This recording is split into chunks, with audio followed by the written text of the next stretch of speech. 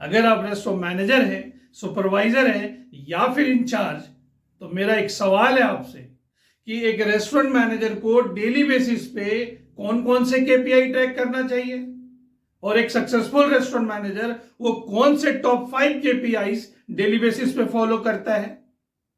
देखिए, रेस्टोरेंट की प्रॉफिट सिर्फ सेल्स करने से नहीं बल्कि राइट केपीआई ट्रैक करने से आती है। और आज की इस वीडियो में मैं आपको बताऊंगा वो टॉप 5 केपीआईज जो हर रेस्टोरेंट मैनेजर को डेली बेसिस पे ट्रैक करना चाहिए, जिसमें से सबसे पहला है सेल्स वर्सेस टारगेट केपीआई। हर रेस्टोरेंट को daily, weekly, monthly sales target मिलता है और रेस्टोरेंट मैनेजर को चेक करना चाहिए कि आज का सेल टारगेट से ऊपर है या नीचे, पीक आवर का परफॉर्मेंस कैसा था, डिलीवरी वर्सेस डाइनिंग का कंट्रीब्यूशन कैसा है।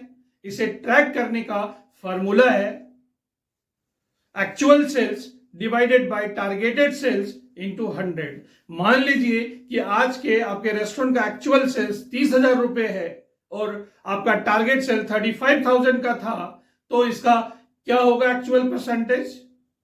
30,000 divided by 35,000 into 100 equal to 85.7%। ये आपका एक्चुअल सेल्स अचीवमेंट परसेंटेज है। अगर लो है तो इमीडिएटली एक्शन प्लान बनाना चाहिए अचीव करने के लिए। जो दूसरा केपीआई है वो है food cost percentage.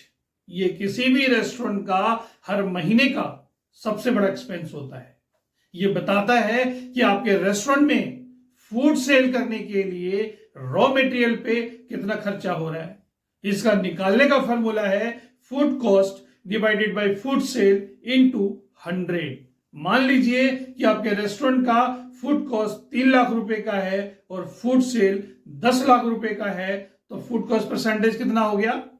3 lakh divided by 10 lakh into 100 equal to 30%। ये आपका फूड कॉस्ट परसेंटेज है। एक रेस्टोरेंट का आइडल फूड कॉस्ट परसेंटेज 28 से 35% होता है।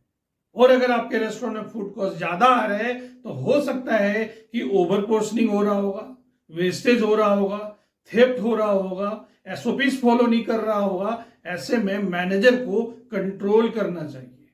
जो थर्ड केपीआई है वो है लेबर कॉस्ट परसेंटेज। ये किसी भी रेस्टोरेंट का सेकेंड हाईएस्ट एक्सपेंस होता है। इसका निकालने का फॉर्मूला है total salary divided by total sale into 100। मान लीजिए आपके रेस्टोरेंट की टोटल सैलरी 2 लाख रुपए है और टोटल सेल 10 लाख रुपए की है, तो लेबर कॉस्ट परसेंटेज कितना हुआ? 2 lakh divided by 10 lakh into 100 equal to 20%। ये आपके रेस्टोरेंट का लेबर कॉस्ट परसेंटेज है। किसी भी रेस्टोरेंट का लेबर कॉस्ट परसेंटेज इंडिया में 10 से 20% होता है, एक्सेप्शनल और डिफरेंट। जो फोर्थ केपीआई है वो है गेस्ट काउंट। रेस्टोरेंट में सेल्स बढ़ाने का सीक्रेट सिर्फ प्राइस बढ़ाना नहीं होता बल्कि गेस्ट काउंट बढ़ाना भी होता है। ऐसे में मैनेजर को डेली बेसिस पे ट्रैक करना चाहिए कि आज का मेरे रेस्टोरेंट का गेस्ट काउंट कितना है, लंच वर्सेस डिनर का रेशो क्या है, वीकेंड वर्सेस वीकडेज का ट्रेंड कैसा है। जो फिफ्थ केपीआई है वो है एवरेज बिल वैल्यू। ये बताता है कि आपके रेस्टोरेंट में हर एक गेस्ट कितना पैसा खर्च करके जा रहा है। इसका निकालने का फॉर्मूला है total sales divided by total guest count. मान लीजिए कि आपके रेस्टोरेंट का टोटल सेल 30,000 रुपए का है और गेस्ट काउंट 50 है, तो एवरेज बिल वैल्यू कितना हो गया? 30,000 divided by 50 equal to 600 rupees. ये आपके रेस्टोरेंट का एवरेज बिल वैल्यू है। इसे बढ़ाने के लिए आपको सजेस्टिव सेलिंग करना पड़ेगा, अप सेलिंग करना पड़ेगा, कॉम्बो सजेस्ट करनी पड़ेगी। एक बार रिकैप कर लेते हैं कौन कौन से 5 केपीआई है।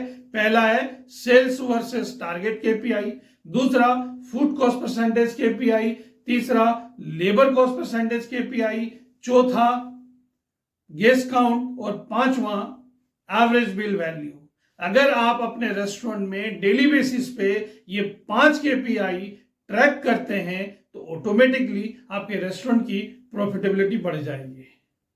आप अपने रेस्टोरेंट में कौन से केपीआई ट्रैक करते हैं मुझे कमेंट में बताइए। इस वीडियो में इतना ही, अगले वीडियो में फिर मिलते हैं। किसी और टॉपिक के साथ.